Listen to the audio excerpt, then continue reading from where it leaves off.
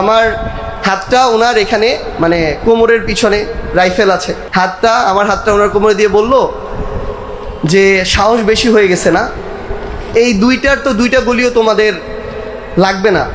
তখন আমি শুধু তাকে একটা কথা বললাম যে আপনার এখানে সক্ষমতা আছে, অসংখ্য ফোর্স আছে, আপনি চাইলে আমাদের মাত্র 2টা মানুষ টেনে হিস্ট্রে নিয়ে যেতে পারবেন, কিন্তু যাদের কাছে নিয়ে যাবেন তারা অন্তত এইটুকু বুঝতে পারবে যে আপনি আমাদেরকে কনভিন্স করতে পারেন নাই এবং আপনি ব্যর্থ হয়েছেন বলে আমাদেরকে টেনে হিস্ট্রে নিয়ে যাচ্ছেন। তো হাসনাদের ফোনে অসংখ্যবার কল দিচ্ছে ডিজিএফআই এর একজন ঊর্ধ্বতন অফিসার, ওনার র্যাঙ্ক সম্ভবত লেফটেন্যান্ট কর্নেল। তো কল দিতে যখন রিসিভ করা হচ্ছে না তখন মেসেজ দেওয়া হলো যে হয় আপনারা আমাদের রেসপন্স করবেন, বাসার নিচে নেমে আসবেন, না হলে আমরা বাসার উপরে যাব, আপনারা যে বাসায় যে ফ্ল্যাটে থাকেন জানালাটা খুললে নিচে তাকালে রাস্তায় আমাদেরকে দেখতে পাবেন। তো আমরা চাচ্ছি না আপনাদের পরিবারকে এখানে এঙ্গেজ করতে। তো আমরা সম্ভবত 15-16 তলায় ছিলাম। তো গ্লাস খুলে আসলেই দেখি রাস্তার পাশে একটা একদম কালো কাচের হাইস গাড়ি, সেখানে তারা দাঁড়ানো, সেখান থেকে তারা কথা বলছে। এবং তারা যেটা করেছে, হাসনাতের যেহেতু ফোন নাম্বারে কল করেছে, এরপর হাসনাত রিসিভ করলো এবং এভাবে বলছে যে আমরা চাচ্ছি না যে আপনাদের পরিবারকে এখানে জড়িয়ে আপনাদের সহ আপনাদের পরিবারকেও তুলে নিতে। যদি আপনারা চান যে এটা শুধু আপনাদের মধ্য দিয়ে যাক তাহলে আপনারা নেমে আসুন।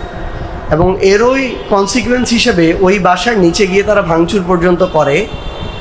এবং হাসনাতকে 2টা খুবই সেন্সিটিভ বিষয়ে তখন থ্রেট দেওয়া হয়। একটা ছিল যে ওর বোন তখন অন্তঃসত্ত্বা ছিল 9 মাসের।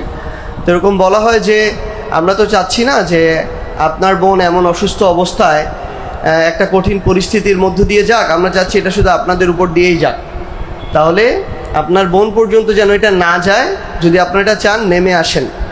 এরপরও আমরা অনেক সময় ধরে আছি, কথা বলছি, নাহিদের সাথে যোগাযোগ করার চেষ্টা করছি কি করা যাবে ওই মুহূর্তে।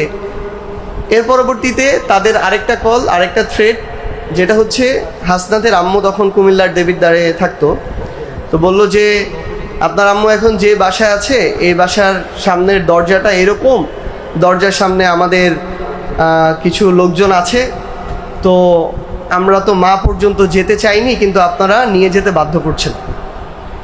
তো এমন একটা পরিস্থিতি, এতে আসলে একজন সন্তানের কিছু করার থাকে না যখন মা রিস্কে পড়ে যায়।